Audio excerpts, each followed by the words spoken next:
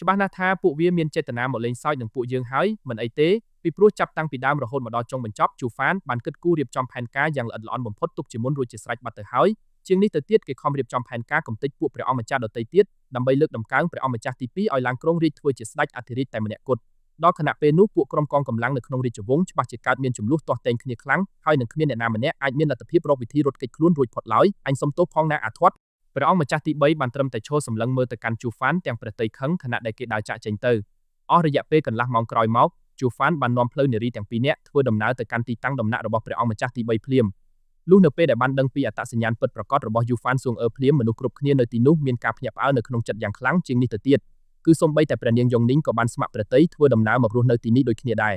ជំរាបសួរអ្នកនាងលូសូមអ្នកនាងជួយចាត់ចែងរៀបចំកន្លែងស្នាក់នៅដ៏សមរម្យមួយឲ្យពួកយើងផងចុះព្រោះរូបខ្ញុំមានសេចក្តីចាំបាច់ខ្លាំងណាស់ត្រូវសម្ងំលាក់ខ្លួនវឹកហាត់ក្បាច់គុណនៅក្នុងរយៈពេលប្រហែលថ្ងៃនេះលូយុនឆាងបាននាំផ្លូវនារីទាំងពីរនាក់ដើរសម្ដៅទៅកាន់បន្ទប់ទទួលភ្ញៀវយ៉ាងរហ័សប៉ុន្តែដោយសារតែស្ថិតនៅត្រង់ទីនោះគឺមិនមានវត្តមានមនុស្សដទៃទៀតឡើយនាងក៏បានងាកទៅសួរយូហ្វានស៊ុងអឺថាស៊ុងអឺខ្ញុំឮគេឈ្មោះមកថាអ្នកពិតជាមានសមត្ថភាពពូកែអស្ចារ្យខ្លាំងណាស់ក្នុងការទស្សន៍ទាយដឹងពីខ្សែជោគវាសនារបស់មនុស្សលោកយូហ្វានស៊ុងអឺមានការភ្ញាក់ផ្អើលបន្តិចទឹកមុខរបស់នាងប្រែជាមានសភាពមើងម៉ាត់ភ្លាមរួចហើយនាងក៏បានងក់ក្បាលទទួលស្គាល់លូយុនឆាងបានប្រញាប់ងាកខ្លួនមកជិតរួចពោលបើអញ្ចឹងតើអ្នកអាចជួយរកវិធីទស្សន៍ទាយមើលពីសេចក្តីស្នេហាគូស្រកររបស់ខ្ញុំបន្តិចបានដែរទេយូហ្វានស៊ុងអឺមានសភាពស្ទាក់ស្ទើរចិត្តអស់មួយសន្ទុះធំរួចនាងឆ្លើយសម្រាប់រឿងរ៉ាវតូចតាចកំពេចកំពុកបែបនេះគឺពិតជាមិនមានចោទជាបញ្ហាអ្វីឡើយសម្រាប់ខ្ញុំយូហ្វានស៊ុងអឺនិយាយរួចហើយក៏បានក្រវីក្បាលរបស់នាងស្រាលៗអ្នកនាងលូខ្សែជោគវាសនាគូស្រករស្នេហារបស់អ្នកគឺតាមពិតទៅបានធ្វើដំណើរមកដល់តាំងពីខណៈពេលជាយូរណាស់មកហើយប៉ុន្តែវាបែរជាត្រូវរងការកាត់ផ្តាច់ចោលទៅវិញសោះវាពិតជារឿងដែលគួរឲ្យមានក្តីស្ដាយសំណោះខ្លាំងណាស់ពោលសម្ដីដាច់ពាក្យភ្លាមយូហ្វានស៊ុងអឺហាក់បីដូចជាបានមើលឃើញនៅអាថ៌កំបាំងដ៏គួរឲ្យរន្ធត់អ្វីមួយផ្លេតនាងបានប្រញាប់ក្រវីក្បាលរបស់នាងភ្លាមរួចពោលថាខ្ញុំសុំទោសផងចុះណាព្រោះពេលនេះខ្ញុំគឺមិនអាចមានសមត្ថភាពបន្តមើលពីកិច្ចការងាររឿងរ៉ាវគូស្រករស្នេហារបស់អ្នកទៅថ្ងៃអនាគតបានទៀតឡើយលូយុនឆាងភ្ញាក់ផ្អើលចិត្តជាខ្លាំងនាងមានក្តីមន្ទិលសង្ស័យនៅក្នុងចិត្តរួចបានប្រញាប់ពោលសួរដេញដោលសារជាថ្មីម្ដងទៀតយូហ្វានស៊ុងអឺក៏បានបកស្រាយពន្យល់ថាកាលពីរយៈពេល8ឆ្នាំមុនខ្សែជោគវាសនាគូស្រកររបស់គូស្នេហ៍អ្នកពិតជាបានធ្វើដំណើរមកដល់ពិតប្រាកដមែនប៉ុន្តែត្រូវបានលោកមេការគ្រប់គ្រងជូហ្វានកាត់ផ្តាច់វាចោលបាត់ទៅហើយដោយសារតែផ្អែកទៅលើហេតុផលដ៏ធំមួយគឺបុគ្គលម្នាក់នោះមិនមានឈ្មោះស្ថិតនៅក្នុងខ្សែវាសនាពិតប្រាកដរបស់អ្នកឡើយហេតុដូច្នេះហើយគេគឺត្រូវតែមកទទួលរងនឹងការខុសត្រូវទាំងស្រុងទៅលើរឿងរ៉ាវដែលខ្លួនបានកាត់ផ្តាច់នៅខ្សែព្រេងវាសនាស្នេហារបស់អ្នកចៅនោះឯងខណៈនោះកែវភ្នែករបស់លូយុនឆាងស្រាប់តែប្រែជាមានសភាពភ្លឺថ្លាចែងចាំងឡើងភ្លាមនាងខំក្តាប់កង់ម្រាមដៃទាំងសងខាងរបស់នាងទាំងក្តីសប្បាយរីករាយជាខ្លាំងនៅក្នុងជម្រៅចិត្តរួចឈរសម្លឹងមើលទៅកាន់យូហ្វានស៊ុងអឺប្រហែលជាវាពិតជាការចារកំណត់ឲ្យគេត្រូវតែមកទទួលខុសត្រូវលើខ្សែជីវិតខ្ញុំពិតប្រាកដមែនហើយមើលទៅពេលនេះខ្ញុំមានសេចក្តីយល់ដឹងច្បាស់លាស់អស់ហើយខ្ញុំសូមអរគុណដល់អ្នកនាងស៊ុងអឺខ្លណាស់ណារីឯព្រះនាងយ៉ុងនីងវិញគឺបានកើតមានចិត្តខឹងសម្បារនិងអាក់អន់ចិត្តជាខ្លាំងនាងបានស្រែកស្រទៀមទាមទារចង់ឲ្យគេជួយរកវិធីទស្សន៍ទាយមើលពីខ្សែជោគវាសនាអនាគតរបស់ខ្លួនដូចគ្នាដែរស្ថិតនៅក្នុងខណៈពេលជាមួយគ្នានោះដែរនៅក្នុងបរិយាកាសនៃបន្ទប់ឃុំឃាំងគប់ងងឹតដ៏មានសភាពសើមជោគមួយកន្លែងគឺមានវត្តមានរបស់បុរសចំណាស់ម្នាក់ដែលមានសក់ក្បាលពណ៌សាក់ក្បោសកំពុងតែត្រូវបានគេយកខ្សែច្រវាក់ដែកមកចងភ្ជាប់ទៅនឹងបង្គោលឈើធំយ៉ាងណែនបុគ្គលម្នាក់នោះគ្មាននរណាក្រៅពីលោកគ្រូហោរាធំយូហ្វានស៊ុនជីឡើយដែលនៅក្នុងពេលនេះរាងកាយរបស់គាត់ទាំងមូលគឺសុទ្ធសឹងតែត្រូវបានរងគ្រោះថ្នាក់ជោគជាំទៅដោយឈាមស្រស់ហូរស្រោចស្រពពេញដីសក់ក្បាលពណ៌សដ៏មានសភាពរញ៉េរញ៉ៃបានធ្លាក់ចុះមកបិទបាំងជិតនៅផ្ទៃមុខរបស់គាត់អស់រលីងស្ថិតនៅឯផ្នែកខាងក្នុងបរិយាកាសនៃភាពងងឹតសូន្យឈឹងដែលនៅជុំវិញខ្លួនរបស់គាត់នោះគឺមានវត្តមានរបស់ពួកក្រុមកងបុរសពាក់អាវពណ៌ខ្មៅលាក់មុខជាច្រើនអ្នកកំពុងតែឈរជើងយាមកាមយ៉ាងតឹងរឹងបំផុតលោកគ្រូហោរាធំសម្រាប់នៅក្នុងលើកនេះលោកពិតជាបានធ្វើទង្វើហួសពីព្រំដែនកំណត់របស់ខ្លួនខ្លាំងពេកហើយណាលោកគ្រូសំឡេងដ៏មានអំណាចរបស់បុរសចំណាស់ម្នាក់ដែលមានសភាពហាក់បីដូចជាធ្លាប់បានស្គាល់គ្នាពីមុនមកបានលាន់បន្លឺឡើងចំពីខាងមុខរបស់គាត់យូហ្វានស៊ុនជីបានប្រឹងប្រែងងើបផ្ទៃមុខដ៏ទន់ខ្សោយរបស់គាត់ឡើងទៅលើរួចហើយក៏បានលិចនៅស្នាមញញឹមបែរទៅរកបុគ្គលម្នាក់នោះទាំងគ្មានក្តីភ័យខ្លាចអ្វីបន្តិចឡើយត្រកូលយូហ្វានរបស់យើងគឺបានខំប្រឹងប្រែងបម្រើដល់រាជបល្ល័ង្កអស់រយៈពេលជាច្រើនចំនួនមនុស្សមកហើយគឺមិនដែលធ្លាប់បានធ្វើទង្វើអ្វីមួយឲ្យហួសពីព្រំដែនកំណត់ផ្ទាល់ខ្លួនម្ដងណាឡើយគឺមានតែពួកលោកអ្នកដទៃទៅវិញទេដែលជាអ្នកធ្វើទង្វើហួសព្រំដែននោះសំឡេងសើចឡើងយ៉ាងត្រជាក់ស្រទុំគួរឲ្យខ្លាចខ្លាំងមួយខ្សែបានលាន់បន្លឺចេញមកពីក្នុងភាពងងឹតងងល់នោះថាតើលោកបានលួចរកវិធីដើរទៅប្រាប់រាយការណ៍ដល់អ្នកណាម្នាក់ពីអាថ៌កំបាំងនៃកិច្ចការងាររឿងរ៉ាវមួយនេះរួចរាល់ហើយមែនទេតើលោកបានប្រាប់សូម្បីតែជួហ្វានមែនទេយូហ្វានស៊ុនជីបានខំមាត់របស់គាត់ខំប្រឹងគិតគូររួចហើយគាត់ក៏បានឆ្លើយតបត្រឡប់ទៅវិញភ្លាមថាកិច្ចការងារអាថ៌កំបាំងមួយនេះគឺវាមានបង្កនូវភាពគ្រោះថ្នាក់ខ្លាំងហួសប្រមាណពេកហើយហេតុនេះរូបខ្ញុំមិនអាចមានចិត្តដើរទៅប្រាប់ដល់អ្នកណាម្នាក់បានឡើយរូបខ្ញុំគឺនឹងមិនព្រមធ្វើទង្វើអាក្រក់ថោកទាបអ្វីមួយឲ្យមានផលប៉ះពាល់អាក្រក់ដល់អាយុជីវិតរបស់មនុស្សដទៃនោះទេប៉ុន្តែស្រាប់តែភ្លាមនោះមានឮសំឡេងលាន់បន្លឺឡើងយ៉ាងសាហាវនៃខ្សែច្រវាក់ដែកដ៏មានទម្ងន់ធ្ងន់បានបើកការចាក់ទម្លុះចំជម្រៅបេះដូងរបស់លោកគ្រូយូហ្វានស៊ុនជីភ្លាមល្អខ្លាំងណាស់ប្រសិនបើកិច្ចការងារអាថ៌កំបាំងមួយនេះនៅមិនទាន់ត្រូវបានលេចធ្លាយបែកធ្លាយដឹងដល់ពិភពខាងក្រៅនៅឡើយទេនោះ ពួកយើងគឺពិតជាអាចមានឱកាសល្អក្នុងការបើកល្បែងកម្សាន្តមួយនេះលេងជាបន្តទៀតបានជានិច្ចហើយសំឡេងសើចឡើងយ៉ាងត្រជាក់ស្រទុំគួរឲ្យខ្លាចនោះក៏ស្រាប់តែត្រូវរលាយរលត់បាត់សម្ោឈឹងទៅនៅក្នុងភាពងងឹតសូន្យឈឹងនោះវិញភ្លាមនៅក្នុងគណៈពេលជាមួយគ្នានោះដែរស្ថិតនៅឯផ្នែកខាងក្នុងនៃបន្ទប់សម្ងាត់ដ៏ស្ងប់ស្ងាត់មួយកន្លែងដែលស្ថិតនៅត្រង់បរិវេណខាងក្រោយនៃសួនច្បាររបស់ដំណាក់ព្រះអង្គម្ចាស់ទី3 ជូហ្វានបានបើកការពិនិត្យកលេសខ្សែភ្នែកសម្លឹងមើលទៅកាន់ទស្សនវិជ្ជាជុំវិញខ្លួនរួចហើយគេក៏បានងក់ក្បាលរបស់គេបង្ហាញពីក្តីពេញចិត្តជាខ្លាំងជូហ្វានបានលូកដៃទៅស្ទាបមើលនៅរាល់ទម្រង់ស្លាបបិសាចរបស់ខ្លួនទាំងមានស្នាមញញឹមលេចឡើងនៅលើបបូរមាត់របស់គេរាល់របស់របរកាដូដែលទទួលមកពីសំណាក់ពួកព្រះអង្គម្ចាស់ទាំងអស់នោះគឺរបស់មួយនេះហើយដែលរូបខ្ញុំមានចិត្តចាប់អារម្មណ៍និងមានក្តីពេញចិត្តខ្លាំងបំផុត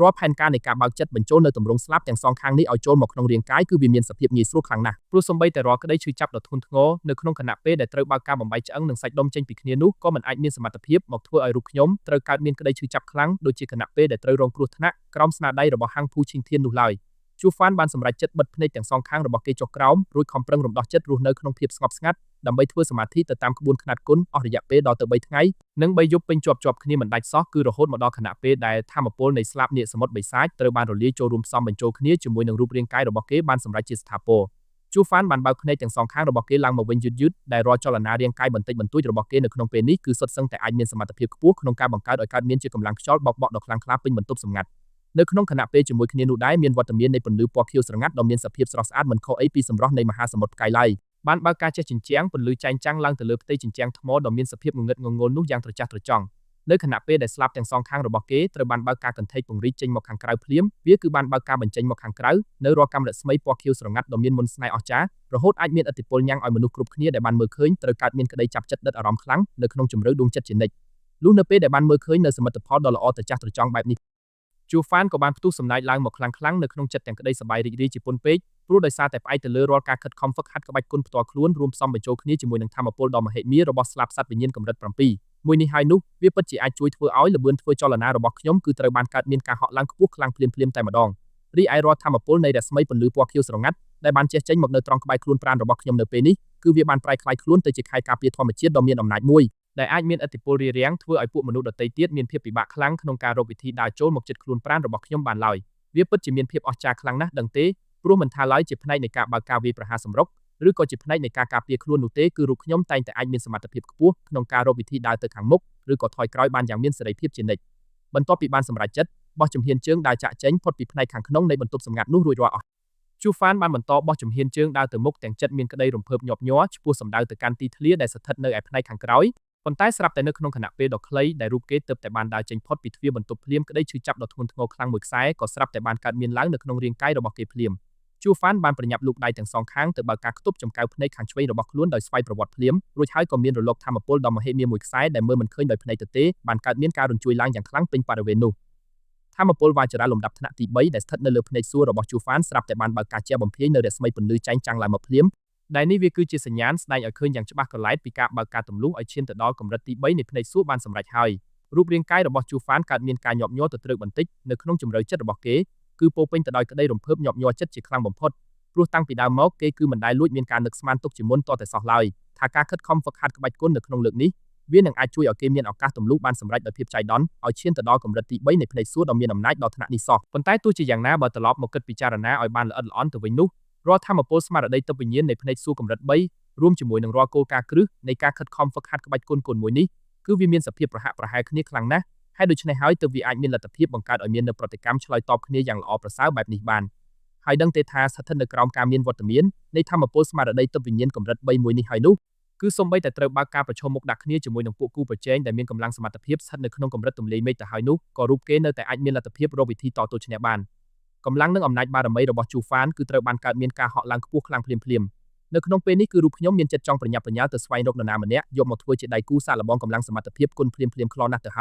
យតើមានអាល្អិតណាខ្លះហ៊ានមានចិត្តថ្លើមធំចេញមុខមកបើកការតតាំងជាមួយនឹងរូបអញខ្លះជូហ្វានបានប្រឹងស្រែកឡើងមកខ្លាំងប៉ុន្តែស្រាប់តែភ្លាមនោះមានវត្តមានរបស់មនុស្សម្នាក់បានដើរលេចមុខចេញមកផ្លែតលោកមេការគ្រប់គ្រងជូហ្វានលោកពិតជាបុគ្គលម្នាក់ដែលមានបំណងចិត្តចង់ខំប្រឹងសន្សំនៅរាល់កុសលបុណ្យល្អពិតមែនប៉ុន្តែចរិតលក្ខណៈផ្លូវចិត្តរបស់លោកគឺនៅតែមានសភាពរហ័សរហួនខ្លាំងតើលោកអាចមានលទ្ធភាពដឹងដោះស្រាយដោយរបៀបណាទៅថារូបខ្ញុំទើបតែបានធ្វើដំណើរចាក់ចេញផុតពីការសម្ងំលាក់ខ្លួនហ្វឹកហាត់ក្បាច់គុណនោះឬមួយក៏សមត្ថភាពនៃភ្នែកទិព្វវិញ្ញាណរបស់លោកគឺពិតជាអាចមានលទ្ធភាពមើលឃើញធ្លីនៅរាល់អាត់កំបាំងគ្រប់បែបយ៉ាងទាំងអស់មែនទេជូហ្វានបានឈរសម្លឹងមើលទៅចំផ្ទៃមុខរបស់នារីដ៏ស្រស់ស្អាតម្នាក់ដែលកំពុងតែឈរនៅចំចំពោះមុខរបស់ខ្លួនទាំងជម្រៅចិត្តកើតមានក្តីមន្ទិលសង្ស័យជាខ្លាំង ដឹងទេថារូបខ្ញុំគឺបានស្ម័គ្រចិត្តមកឈរជើងរងចាំជួបផ្ទៃមុខលោកនៅត្រង់ទីតាំងមួយនេះអស់រយៈពេលដល់ទៅ3ថ្ងៃពេញរួចទៅហើយណាលោកមេកាជាងនេះទៅទៀតនោះបច្ចុប្បន្ននេះខ្ញុំក៏មានឋានៈជាអ្នកបម្រើផ្ទាល់ខ្លួនរបស់លោកដូចនេះរូបខ្ញុំគឺត្រូវតែមានភារកិច្ចចេញមុខមកជួយចាត់ចែងកាត់បន្ថយនៅរាល់ភាពនឿយហត់ទាំងឡាយដើម្បីធ្វើឲ្យអារម្មណ៍ផ្លូវចិត្តរបស់លោកបានល្អប្រសើរឡើងវិញជូហ្វានបានលូកដៃទៅទទួលយកកន្សែងស្អាតមួយផ្ទាំងនោះមកអូខ្ញុំសូមអរគុណនាងខ្លាំងណាស់ប៉ុន្តែនិយាយមិនទាន់បានប្រមាណផងគេក៏បានក្រវ៉ាត់បោះកន្សែងនោះចោលទៅលើដីភ្លាមចូលឯងឈប់ធ្វើទង្វើបែបនេះភ្លាមទៅតើលោកកំពុងតែចង់ធ្វើឈួតស្អីហ្នឹង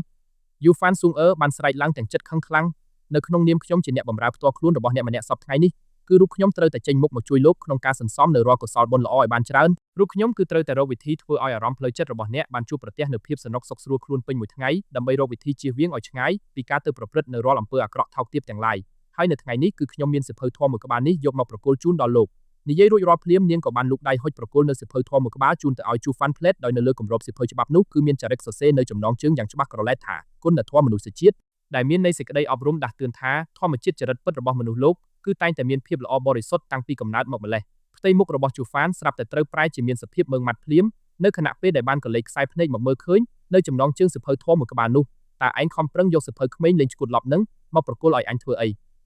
និយាយមិនទាន់ដាច់ពាក្យសម្ដីស្រួលបួលផងជូហ្វានបានលូកដៃទៅទះកំទេចសៀវភៅធម៌មួយក្បាលនោះឲ្យធ្លាក់ខ្ទាតចាក់ចេញទៅលើដីភ្លាមទឹកមុខរបស់គេប្រែជាមានសភាពមើងម៉ាត់ខ្លាំងអ្នកនាងស៊ុងអឺចូលឯងដឹងខ្លួនឲ្យបានច្បាស់លាស់ទៅថាការដែលឯងធ្វើដំណើរមកកាន់ទីនេះគឺមិនមែនដើម្បីមកធ្វើជាអ្នកបម្រើកាកសំណល់របស់ខ្ញុំនោះឡើយប៉ុន្តែគោលបំណងពិតប្រាកដគឺដើម្បីចង់ឲ្យឯងរកវិធីឆក់ប្រើប្រាស់នៅសមត្ថភាពផ្នែកទឹកវិញ្ញាណអស្ចារ្យរបស់ឯងយកមកជួយដល់កិច្ចការងាររបស់ខ្ញុំទៅវិញទេតើចូលឯងមានភារកិច្ចត្រឹមតែចេញមុខមករាយការណ៍ប្រាប់ពីដានចលនារបស់ពួកគូប្រជែងសត្រូវឲ្យរូបខ្ញុំបានដឹងយល់ទុកជាមុនគឺគ្រប់គ្រាន់ណាស់ទៅហើយព្រោះស្ថិតនៅក្រោមការរួមផ្សំបញ្ចូលគ្នានៃរាល់ផែនការយុទ្ធសាស្ត្រដ៏ល្អឥតខ្ចោះរបស់ខ្ញុំរួមជាមួយនឹងឱកាសមាសដ៏មានតម្លៃពិតប្រាកដរបស់ឯងហើយនោះពួកយើងច្បាស់ជានឹងអាចមានសមត្ថភាពខ្ពស់ក្នុងការក្តាប់ជាប់នៅរាល់ស្ថានភាពជាតិទាំងមូលនៅក្នុងដៃបានយ៉ាងងាយស្រួលបំផុតជាក់ជាមិនខានហើយតាមរយៈការរួមផ្សំធ្វើបែបនេះរូបខ្ញុំច្បាស់ជានឹងអាចសម្រេចបាននៅរាល់គោលដៅធំៗផ្ទាល់ខ្លួនថែមទាំងអាចជួយបំពេញទៅតាមរាល់បំណងប្រាថ្នាចុងក្រោយរបស់លោកគ្រូហោរាធំបានសម្រេចដូចគ្នាដែរតើពេលនេះនៅក្នុងខួរក្បាលរបស់ឯងមានសេចក្តីយល់ដឹងច្បាស់លាស់ហើយឬនៅលោកបានឮរាល់ពាក្យពេចន៍សម្ដីបកស្រាយដ៏ប្លែកខុសធម្មតារបស់ជូហ្វានបែបនេះភ្លាមយូហ្វានស៊ុងអឺកើតមានការតក់ស្លុតចិត្តរន្ធត់ខ្លួនជាខ្លាំងនាងបានប្រឹងខំបបោមាត់របស់នាងរួចបន្តរក្សាភាពស្ងប់ស្ងាត់ស្ងៀមដោយមិនព្រមហើបមាត់តបពាក្យអ្វីឡើយប៉ុន្តែទោះជាយ៉ាងណាក៏ដោយនាងក៏នៅតែព្រមអោនក្បាលរបស់នាងចុះក្រោមយឺតៗដើម្បីលូកដៃទៅរើសយកសៀវភៅធម៌មួយក្បាលនោះត្រឡប់មកកាន់ទុកនៅក្នុងដៃវិញដដែលចូលឯងជួយប្រាប់ខ្ញុំបន្តិចមើលថាតើនៅក្នុងគណៈពេលថ្មីៗចុងក្រោយនេះនៅក្នុងពិភពខាងក្រៅមានកើតមានឡើងនៅរឿងរ៉ាវចលាចលព្រឹត្តិការណ៍ធំដុំអ្វីខ្លះដែរ